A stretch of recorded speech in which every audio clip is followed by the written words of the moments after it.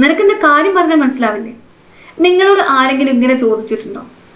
ഇനി അതല്ലെങ്കിൽ നിങ്ങൾക്ക് ആരോടെങ്കിലും ഇങ്ങനെ ചോദ്യം ചോദിക്കേണ്ടി വന്നിട്ടുണ്ടോ? എന്തുകൊണ്ടാണ് പലപ്പോഴും ഇങ്ങനെ ഒരു ചോദ്യം നമുക്ക് ചോദിക്കേണ്ടി വരുന്നത്? അതായത് നമ്മളോടൊരു വ്യക്തി സംസാരിക്കുന്ന സമയത്ത് ആ വ്യക്തി നമ്മളോട് എന്തെങ്കിലും ഒരു കാര്യം ചോദിക്കാവാം, ഇനി അതല്ലെങ്കിൽ അവരൊരു പേഴ്സണൽ എക്സ്പീരിയൻസ് നമ്മളുമായിട്ട് ഷെയർ ചെയ്യുന്നതാവാം.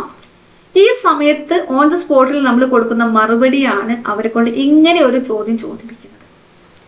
അവിടെ നമ്മൾ മനസ്സിലാക്കേണ്ട ഒരു കാര്യം, നമ്മളൊരു പക്ഷേ കൃത്യമായിട്ട് കാര്യങ്ങൾ മനസ്സിലാക്കിയിട്ടായിരിക്കാം അവർക്ക് മറുപടി കൊടുക്കുന്നത്.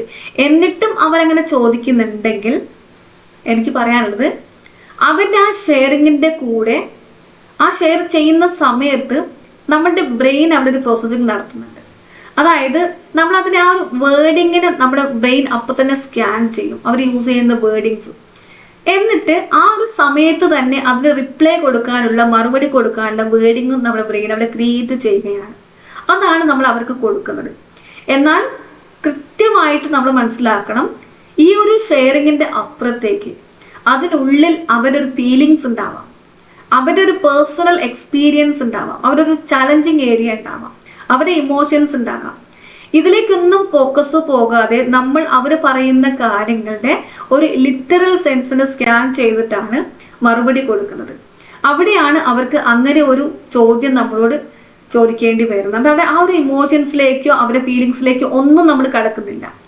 ഇവിടെ കൃത്യമായിട്ട് മനസ്സിലാക്കേണ്ടത്, അതും കൂടെ നമ്മൾ ഉൾക്കൊള്ളുമ്പോഴാണ് അവിടെ ലിസണിങ് നടക്കുന്നത്.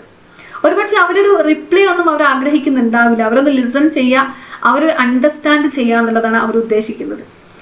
ഒന്നുമില്ല, സിമ്പിളാണ്, ഇത്രയേ ഉള്ളൂ. Listening is not about reacting or responding, it is about understanding. That's only. Thank U.